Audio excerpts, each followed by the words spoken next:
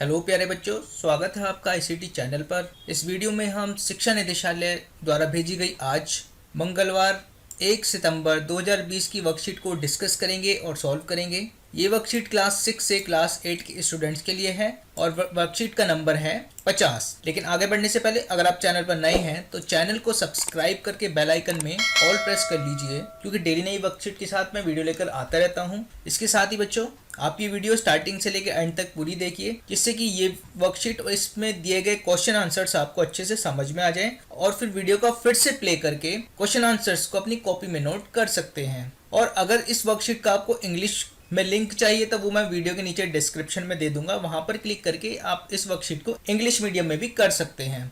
ठीक है बच्चों, तो सबसे पहले हमेशा की तरह आपको इस जगह पर अपना नाम फिल कर लेना है और जो भी आपके क्लास टीचर का नाम है वो आप इस जगह पर लिख लेंगे। तो चलिए अब सीधा चलते हैं वर्कशीट में और देखते हैं कि आज हमें वर्कशीट में क्या दिया हुआ है।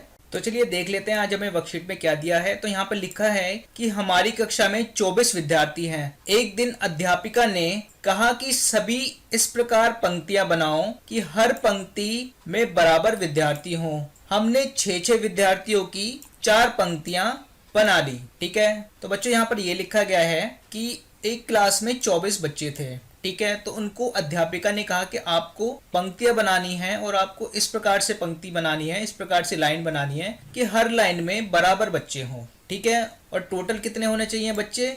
24 होने चाहिए। मतलब हम किसी को ना तो लाइन से बाहर निकाल सकते और ना एक्स्ट्रा बच्चा रख सकते हैं। ठीक है, हमें सिर्फ इस प्रकार से पंक्ति बनानी है कि हर पंक्ति में बराबर बच्चे हों। ठीक है, तो उसके लिए बच्चों ने क्या किया, उसके लिए उन्होंने 4 पंक्ति बना ली। ठीक है, इस प्रकार से, और हर पंक्ति में कितने बच्चे हो गए? 6 बच्चे हो गए। ठीक है, इसके बाद एक विद्यार्थी ने कहा कि मैम हम 4 विद्यार्थियों की 6 पंक्ति भी तो बना सकते हैं। तो इस पर अध्यापक ने कहा हाँ, बहुत से तरीके हो सकते हैं, बारी बारी से कई तरीके सामने आए। ठीक है, तो बच्चे ने कहा कि आपने 6 विद्यार्थियों की 4 पंक्ति तो बना ली, तो क्या हम 4 विद्यार्थियों की 6 पंक्ति बना सकते हैं? तो इस पे टीचर ने कहा हाँ बिल्कुल बना सकते हैं। अब कैसे बना सकते हैं? अब देखिए, जब 4 पंक्ति बनी थी तो हम इस साइड से देख रहे थे इसको। ठीक है, अब हमारे पास 6 पंक्ति हैं, तो अगर हम इसको इधर से देखें, ठीक है, तो एक पंक्ति में कितना बच्चे हैं? 1 2 3 4। ठीक है, ऐसे हर पंक्ति में हमारे पास 4 बच्चे हो जाएंगे। ठीक है, अब इसमें हम जब इनको टोटल करेंगे, चाहे हम इधर से टोटल करें चाहे हम इधर से टोटल करें, हमारे पास 24 ही विद्यार्थी होंगे। ठीक है, तो ऐसे ही और भी तरीके सामने आए तो देखते हैं। जैसे कि एक ही पंक्ति बना दी जिसके अंदर 24 विद्यार्थी हो गए बराबर बच्चे। ठीक है, उसके बाद 2 पंक्ति बना दी जिसमें 12 विद्यार्थी हैं। ठीक है, तो ये हमने यहाँ पर 2 पंक्ति बना दी, तो इधर भी हमारे 12 विद्यार्थी हैं और इधर भी हमारे 12 विद्यार्थी हैं। ठीक है, 2 की गुना 12 में करोगे तो आपके पास कितना आएगा? 12 आएगा। ठीक है, उसी प्रकार से यहाँ पे 3 पंक्ति 8 विद्यार्थी। ठीक है, तो ये रही, देखो ये रही आपकी 1 2 3 पंक्ति और हर पंक्ति में कितने बच्चे हैं? टोटल हैं 8 बच्चे। ठीक है, 3 अट्ठे 24 हो गए बराबर। उसके बाद 4 पंक्ति 6 विद्यार्थी, तो ये रही हमारी 4 पंक्ति, पहली दूसरी तीसरी चौथी, और एक पंक्ति में कितने विद्यार्थी हैं? 6 विद्यार्थी हैं, और 4 छक्के कितने होते हैं? 24। यहाँ पे भी बराबर हो गए। फिर से देखते हैं, 6 पंक्ति 4 विद्यार्थी। ठीक है, अब क्या करेंगे, हम इसको इस साइड से देखेंगे। ठीक है, ये रही पहली पंक्ति, ये दूसरी, ये तीसरी। ठीक है, इस प्रकार से टोटल कितनी है? 6 पंक्ति हैं, और हर पंक्ति में कितने विद्यार्थी हैं? टोटल हैं 4 विद्यार्थी। ठीक है, 1 2 3 4। ठीक है, तो 6 चौक भी 24 होते हैं। उसी प्रकार से 12 पंक्ति बनानी है जिसमें 2 विद्यार्थी हैं। ठीक है, तो अब देखो हम इसको इधर से गिन लेते हैं। पहली पंक्ति हो गई, दूसरी ये हो गई, तीसरी ये हो गई, चौथी, पांचवी, ऐसे आप इसको यहाँ तक गिनेंगे तो लास्ट में कितनी पंक्ति हो गई? 12, और हर पंक्ति में कितने बच्चे हैं? यहाँ पर 2 बच्चे हैं। ठीक है, तो 12 दूनी भी 24 होता है। ठीक है, तो इस प्रकार से हम 24 बच्चों को इस प्रकार से अलग अलग तरीके से हम खड़ा कर सकते हैं जिसमें हर पंक्ति में बराबर बच्चे हों। ठीक है बच्चों, तो यहाँ से हमने क्या जाना है वो हम देख लेते हैं। ठीक है, सबसे पहले हमारा था एक पंक्ति थी जिसमें 24 बच्चे थे। ठीक है, आप इन दोनों को मल्टीप्लाई करोगे, 1 की 24 से करोगे गुणा, 24 आएगा। फिर इसके बाद हमारे थी 2 पंक्ति थी और 12 बच्चे थे, इन दोनों को गुणा करोगे 24। फिर 3 पंक्ति 8 बच्चों की, फिर से 24, 3 अट्ठे 24। 4 पंक्ति 6 बच्चों की, 4 6 24। ठीक है, तो हर किसी को गुणा करके हमारे यहाँ पर क्या आ रहा है? लास्ट में 24 ही आ रहा है। उसी प्रकार से अगर आप भाग करोगे, ठीक है, जैसे कि 24 को आप 1 से भाग करोगे तो कितना आएगा, 24 आएगा। 24 को आप 2 से भाग करोगे तो कितना आएगा, 12 आएगा। 24 को 3 से करोगे तो 8 आएगा। 24 को 4 से करोगे तो 6 आएगा। ठीक है, तो ये क्या है, इनके ये गुणनखंड है। ठीक है, अब देखते हैं कि गुणनखंड क्या होता है। एक गुणनखंड वो संख्या है जो दी गई संख्या को पूरा विभाजित करती है। ठीक है, गुणनखंड क्या होता है, ये वो संख्या होती है जो किसी भी दी हुई संख्या को पूरा विभाजित करती है, उसमें कोई शेष हमारे पास नहीं बचता। ठीक है, जैसे एग्जांपल के लिए ये हमारे पास 24 है। 24 को हम 1 से अगर भाग करेंगे, ठीक है, इस प्रकार से, तो 1 दूनी 2, ठीक है, ये इस प्रकार से ऐसे कट जाएगा, फिर नीचे 4 आ जाएगा, फिर 2 1 चौके 4 हो गया आपका। ठीक है, तो ये देखिए इस प्रकार से पूरा कट गया और हमारा यहाँ पर क्या आया, 24 आया। ऐसे ही 24 को हम 2 से भाग करेंगे तो हमारे पास कितना आएगा, 12 आएगा। ठीक है, तो हमारा यहाँ पर क्या हो रहा है, हमारे यहाँ पर कुछ शेष नहीं बच रहा है। ठीक है, तो जब शेष नहीं बचता, ठीक है, तो ऐसी संख्या को हम क्या बोलते हैं, हम गुणनखंड बोलते हैं। जैसे कि ये सभी जो नीचे दिए गए हैं 24 के गुणनखंड हैं। ठीक है, जैसे कि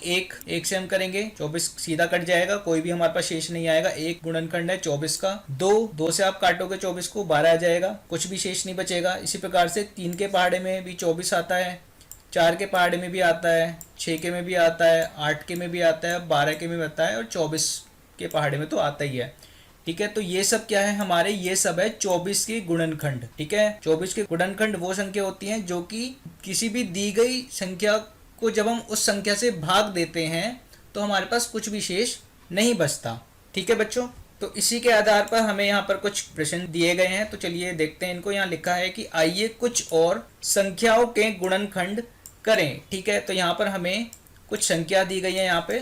ठीक है, टोटल हमें 5 संख्याएं दी गई हैं, तो इनका हमें एक एक करके गुणनखंड करना है, जिसमें हमारा पहली संख्या है 42। ठीक है, देख लेते हैं इसका आंसर। तो 42 का गुणनखंड क्या होगा, इसके गुणनखंड हम आंसर देखने से पहले नीचे देखते हैं। जैसे कि 42 है, ठीक है, 42 हर, आपको हमेशा ये ध्यान रखना है कि एक हमेशा गुणनखंड हो, कोई भी संख्या होगी उसका गुणनखंड एक तो होगा ही होगा। ठीक है, तो यहाँ पे हम लिख देंगे 1 की गुणा जब हम 42 में करेंगे तो कितना आया, 42, मतलब कि एक गुणनखंड है 42 का। उसी प्रकार से 2 को चेक करेंगे, 2 के पहाड़े में 42 आता है, हाँ आता है, कितनी बार आता है, 21 बार आता है, तो 2 को गुणा करेंगे तो कितना आएगा, 42। उसी प्रकार से 3 को आप गुणा करोगे 14 में तो कितना आएगा, 42। उसके बाद 5 को देखेंगे, अब 5 के पहाड़े में 42 नहीं आता। ठीक है, तो 5 हम नहीं लिखेंगे यहाँ पे।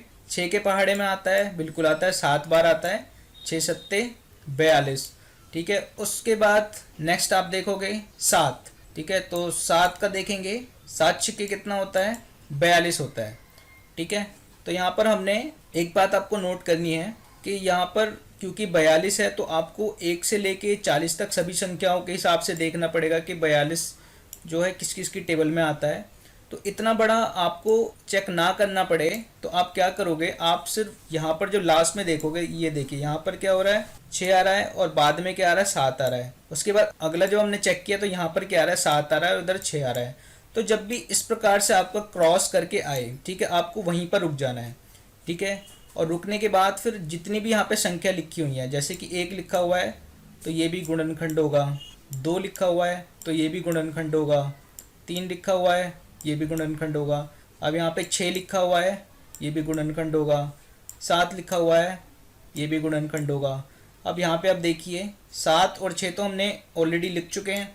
ठीक है, उसके बाद आगे बढ़ते हैं, 14 यहाँ लिखा हुआ है ये भी गुणनखंड होगा, 21 और 42 लिखा हुआ है तो ये दोनों भी गुणनखंड होंगे। ठीक है, तो इस प्रकार से आप गुणनखंड जो है किसी भी संख्या का निकाल सकते हैं। ठीक है, तो यहाँ पे 42 के गुणनखंड हो गए 1 2 3 6 7 14 21 और 42। ठीक है, तो चलिए बढ़ते हैं अगले क्वेश्चन पे। तो चलिए अब देख लेते हैं हम 60 के गुणनखंड क्या क्या हो सकते हैं और देखते हैं इसका आंसर। तो 60 जो है, जैसे कि मैंने आपको पहले बताया था कि एक तो सभी का गुणनखंड होगा ही होगा, तो एक की गुना जब आप 60 में करेंगे तो आएगा 60। उसके बाद 2 के पहाड़े में भी 60 आता है। ठीक है, तो यहाँ पे 2 के हिसाब से लिख दिया। फिर 3 का करेंगे तो 3 की गुणा आप 20 में करेंगे तो भी 60 आएगा, तो ये भी गुणनखंड हुआ।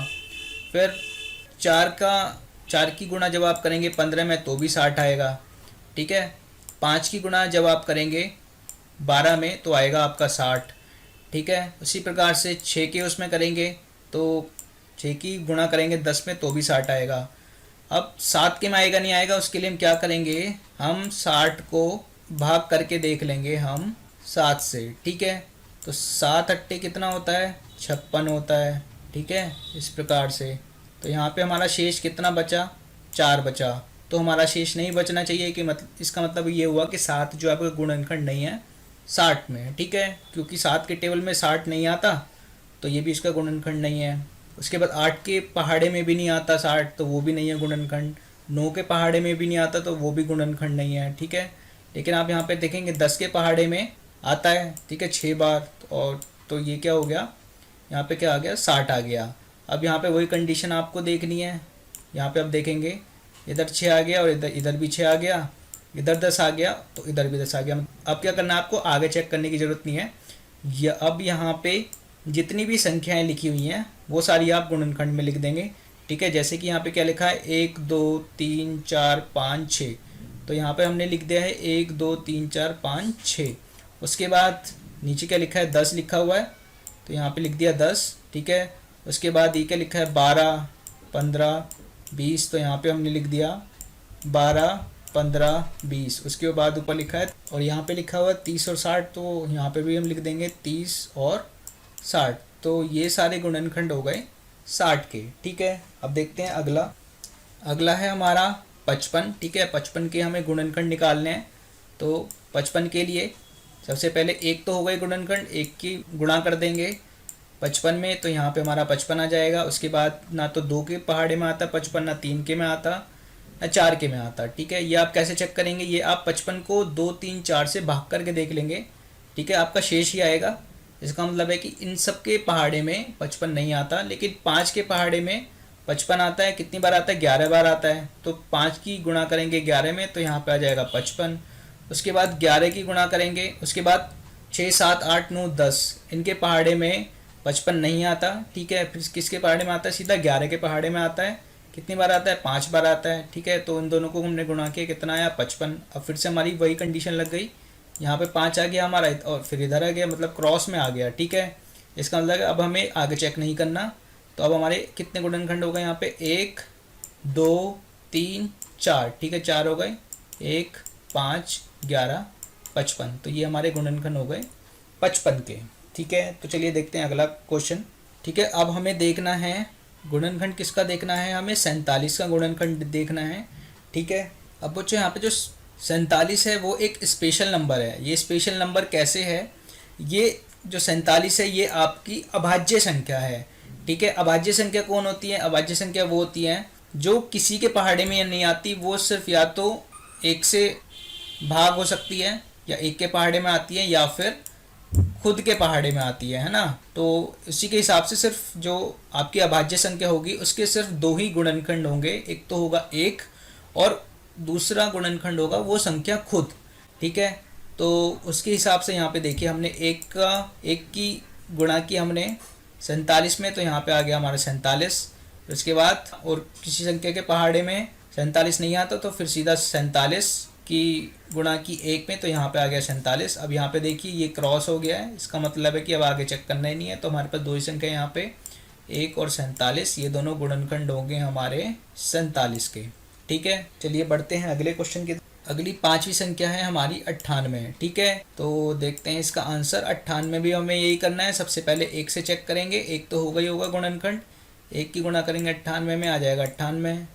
ठीक है, फिर 2 की गुणा करेंगे 49 में, 2 गुणनखंड होगा 98 का, क्योंकि 98 कट जाता है 2 से सीधा। फिर जो है 3 4 5 6 से नहीं कटता, 7 के पहाड़े से 98 कट जाता है। ठीक है, यहाँ पर तो इसको हम करके भी देख लेते हैं एक बार।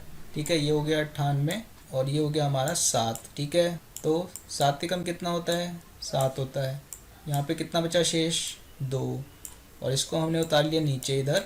ठीक है, और ये हो गया हमारा 28, और 7 चौके कितने होते हैं, 28 होते हैं। ठीक है, तो ये हमारा पूरा कट गया, इसका मतलब हमारा शेष कुछ नहीं बचा। जब कुछ नहीं बचता तो क्या होता है, ये संख्या होगी वो गुणनखंड होगी। तो इसी हिसाब से हमने यहाँ पे लिख दिया है। 7 की गुणा कर देंगे 14 में, तो आ जाएगा 98।